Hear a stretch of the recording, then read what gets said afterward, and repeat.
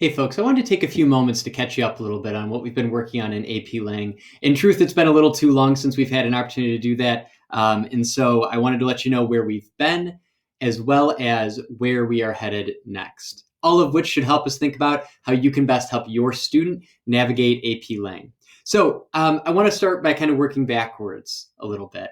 I was out for a few weeks with paternity leave. Students did a really nice job overall, and I'm so thankful for that.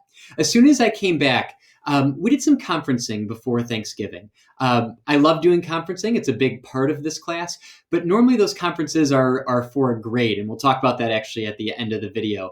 This conference, though, is worth exactly 0 points because I just wanted to get caught up a little bit and make sure that I could be of service to your student and get caught up a little bit on a few things. So we use those conferences to, one, have just kind of like a social, emotional check-in. How are we feeling with just kind of everything going on as far as school, the world at large? How are we feeling about things?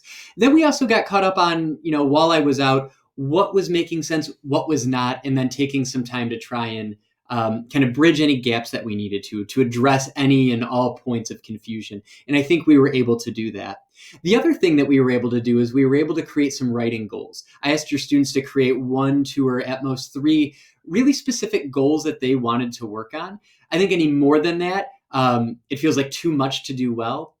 I wanted us just to choose a couple things to really focus on. So it was interesting to hear your writers identify some writing goals. So that was a really great kind of place to get back on the same track before Thanksgiving. Now that we're post-Thanksgiving, we're kind of in the 3-week stretch in between Thanksgiving and leaving for our winter break. We've been working on a few other things as well. One, rhetorical analysis, which is statistically the most challenging writing for students. And I base that on the AP exam. Out of the 3 essays students are asked to write, that is the one that nationwide is the lowest performing, the lowest average.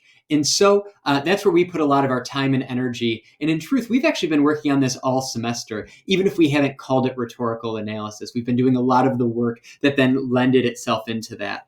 And I'm really happy with the work that we did while I was out with the videos I created, as well as the work we did once I came back.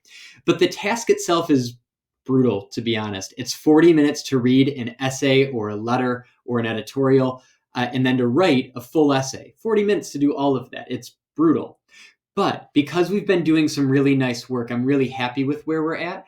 In the past, South Lyon students have scored fairly well, have been above average in the state and nationwide on rhetorical analysis, which we're really proud of. And I think it's because truly we start the work early without calling it rhetorical analysis.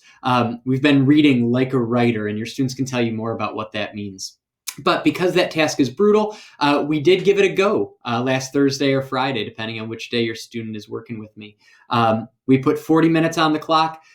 We tried a rhetorical analysis, and after 40 minutes, we submitted it. And we got a feel for what that actually feels like. But that's also not a totally fair thing to do because the first time's never going to go as well as we want it to. So after the 40 minutes, we took 5 minutes just to get up and move. Then we came back and they had about 15 minutes of some group work just to talk through what was or was not working for them, to do a little bit of brainstorming. And then they had an additional 30 minutes to go back, finish, revise, polish, and to push that essay from good to great. So we were able to do a few things last Thursday or Friday. We were able to get used to the time parameters, still have some cushion to go back with those 30 minutes, plus 15 just to talk, and to kind of generate some ideas and hopefully kind of just build some confidence there. And so ask your student how that process went, what went well, what didn't. And I think you're going to find that many students said, that wasn't perfect. I struggled a little bit with maybe the time, but overall it went well. That's exactly where we want to be, knowing we have until May to get this really challenging writing where we need it to be. So check in with your student. How did that go last Thursday or Friday? Another thing we've been working on, just speaking of the exam, is multiple choice, probably the least fun portion to prep for. In truth, we're in the early stages of that.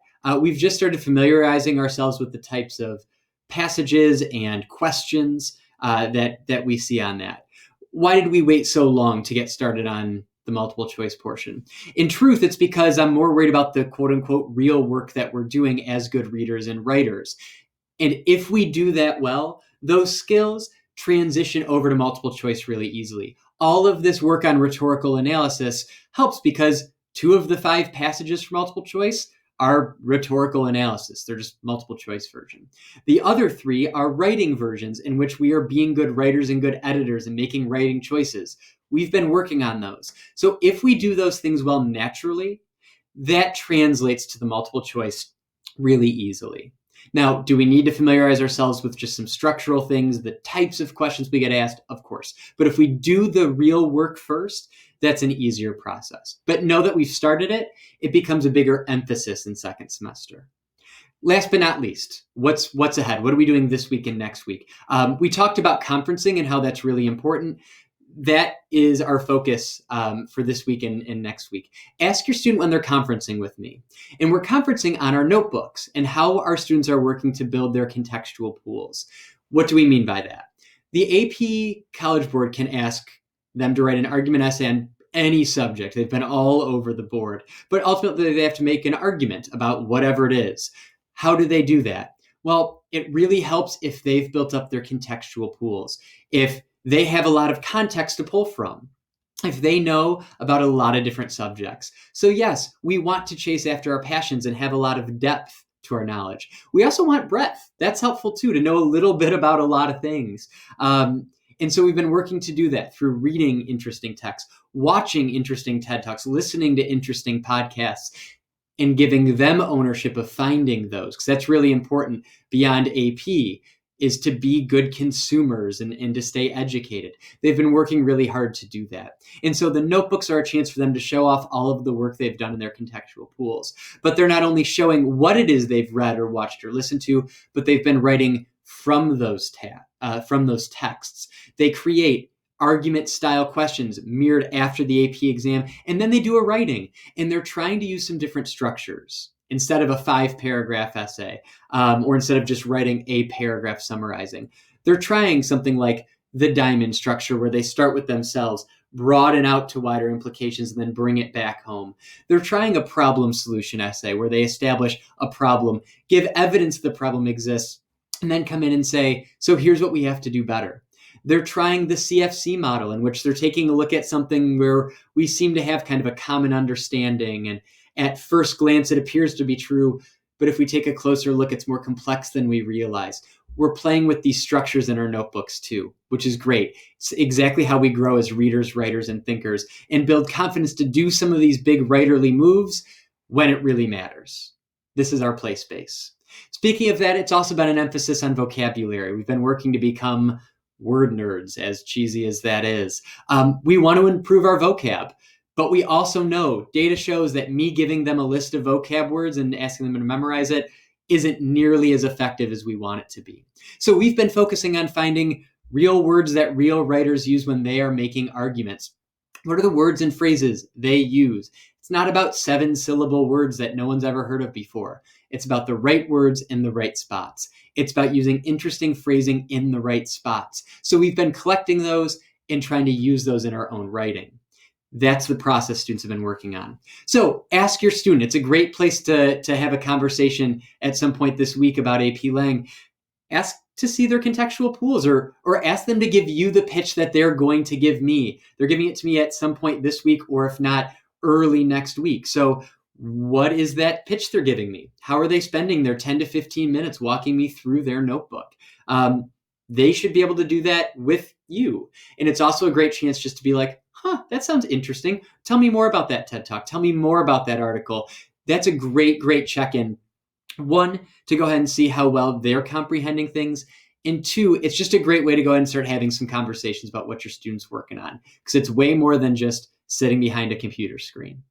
But speaking of being at a computer screen, you've been listening to me and watching me for far too long. So with that, I will simply end here. Talk to your students a little bit about how things are going in AP Lang. Start by asking about rhetorical analysis and that timed writing. How did it go? What felt good? What didn't? And remind them, if they need extra help, I'm here, but also give them just a little bit of perspective. Remind them we've got to be good at this by May. This was our first time trying to do it in 40 minutes.